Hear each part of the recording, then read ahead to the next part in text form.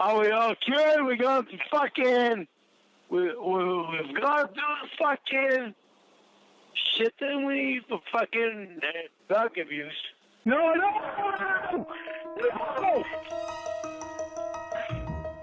Are you listening? Holy shit. Sean here, and Blu3Boy premiered a video, and in that video, it was his psych eval. And what came out was exactly what I said, was exactly what you said, and was exactly what we all thought. The most disturbing part of it, and I think the most telling, and I'm going to point this out first. He said he had Little House on the Prairie on the TV all of the time. Man, I'm still reeling from this crap. Because he needed background noise. And I think even Tiffany was like, oh, I understand. You know, she's sympathetic. Genuinely a good person, seems like. And I was too. I'm like, I get it. You don't want to be home alone. I think most of us were. However, he admitted he watched the show to masturbate to a character named Mary and fantasize about Mary.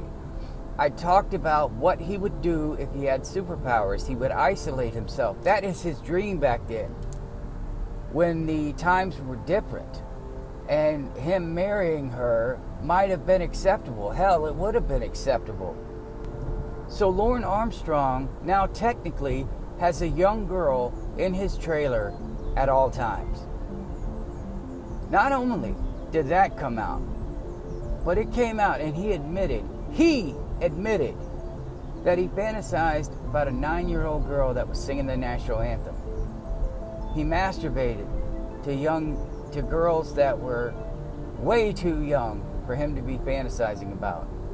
Now, when he was asked, without a lie detector, without anything else, because he failed the lie detector when they asked him about minors, he said, oh, no, I like 20 to 30-year-old women, you know, mature women. I'm a normal guy. You know, you mature women. No, he's a liar. He got busted. He got outed. Everything he said during this psych eval, we've heard all of the lies before. And thank God the person doing this psychological eval was perceptive enough to understand he is an unreliable narrator. Those make some of the best stories in movies, in the books. There's a movie called Fallen. I'm not going to spoil it, but that's the concept. It's clever, but what I'm saying is Lorne is identified as an unreliable narrator. They can't believe anything that comes out of his mouth. She said a lot of the things we said, that he makes himself the victim. And he blames Paula. And I will say it again. If I'm being lenient here, okay, let me just go from what I've understood, from what I heard. If I'm being lenient, he said 6 months they were talking. 6 months.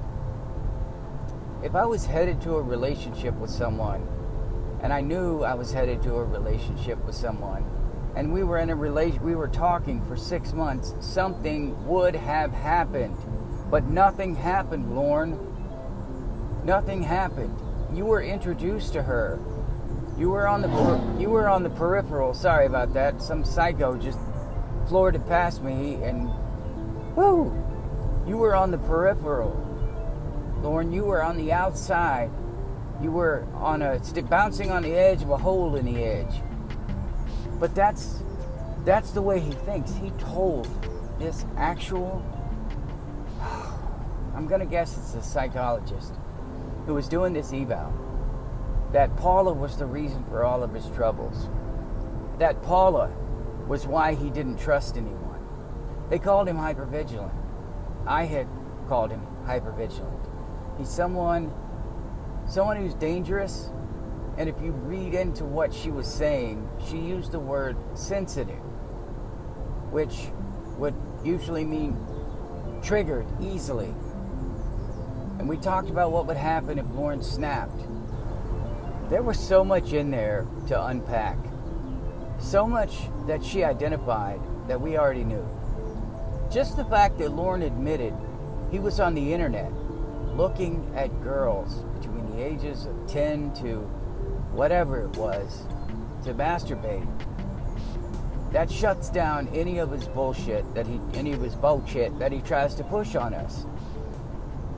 The fact that he still blames Amanda James and Nikki, he blames all the catfish women for his anger and his drunkenness, but the psychologist wasn't having... She was a lot more professional than I would have been. I probably would have laughed at him. And I'm sure he said I was so confused, but he blamed the catfish women for his rage. He blamed them for his alcoholism. He claimed he was the victim, but apparently she heard some of the phone calls, at least alluded to it. And I think anyone who's heard those phone calls can say that Lorne Armstrong is not the victim. And Lorne Armstrong is the biggest instigator and the perpetrator. He admitted he's a virgin. Everything screams virgin. He fantasized about girls he used to know in high school, because we talked about Lorne. He can't move on. He's stuck in the past. He's still dreaming about the ones that got away. I just spoke about that in a video recently. I'm not patting myself on the back. I'm just fucking saying we knew who he was. No matter what he was saying, we all knew who he was. Fantasizing about probably high school girls, 9th, 10th grade, I'm sure. I don't have anything else to say about how he essentially admitted he's a pedophile, will always be a pedophile. Prepubescent girls, 9-year-old, a child. Lorne, you are a pedophile. I can't imagine masturbating. Oh. Lorne, you are a disgusting, vile human being.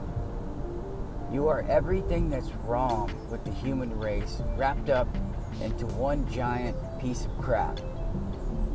Blaming these catfish women, blaming Paula, who you never even had anything close to a relationship with. You said you talked for 6 months. That means hello in passing, hi. But you didn't talk to her for 6 months, my man.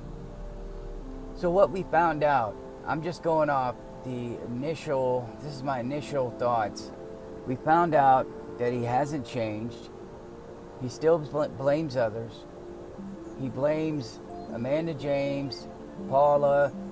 I didn't get to the point where he might have mentioned Nikki. I think Paula was the one that affected him the most. It was his first real adult attempt at a relationship. And that's why it was so important. Because he'd never had one. And he thought, finally, I'm an adult. Adults have relationships. All right, here we go. Paper or plastic, sir. Oh, here we go, boys. It's on. There was genuine shock and awe in the chat. People couldn't believe what they were hearing. You know, they joked about it, but there were quite a few of us like, he admitted it? He had been in sex offender class for 9 years. 9 years at the time of that evaluation.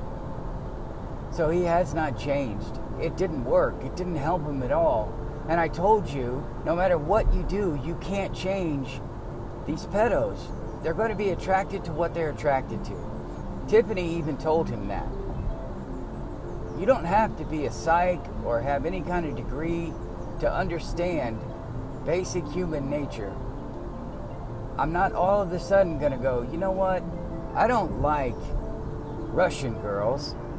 I am now attracted to Botswanan girls or whatever. You know, you're attracted to a specific type. And I mention Russian girls because that's probably the most common thing I hear from my friends. And Russian women are beautiful. French women, Italian. You know what? I love all women. I'm terrible. But the point I'm making is you can't go, I love 40-year-old women. And then go, all of a sudden, yeah, I'm fantasizing about 10-year-old girls. And that's what Lorne, he's trying to say is, yes, I fantasized about them, but I also love older women.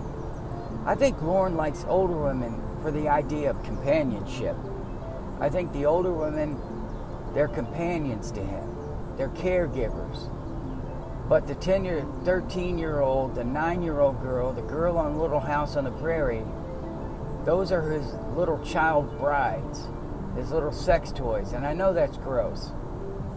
But it's what he's saying without saying it. He wants an older woman to take care of him and be his mom. But he wants those younger girls that don't know anything, that can't see that he's a terrible lover or a terrible person. They're going to be a little more forgiving because it's going to be overwhelming for them.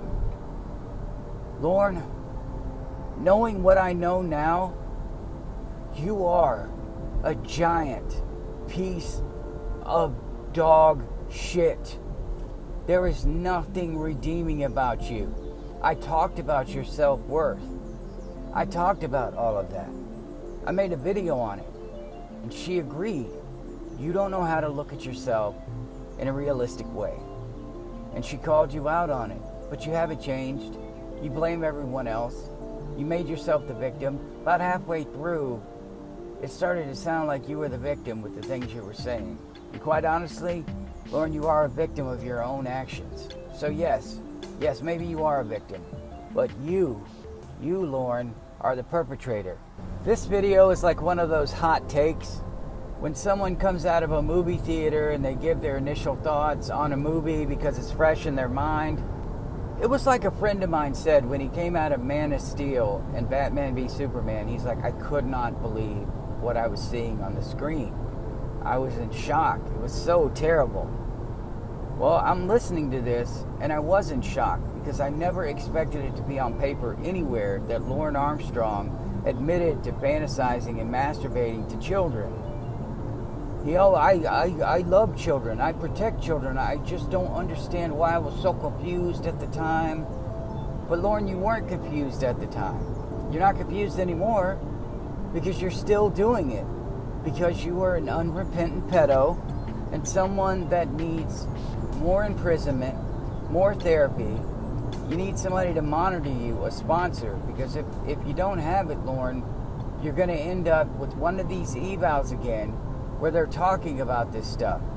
And you are a despicable person. Terrible. So that was my initial reaction to the new Blu3Boy video. Again, I just couldn't believe what I was hearing. Holy cow. Go check it out. It's worth it. I love you guys. I'll see you in the next one.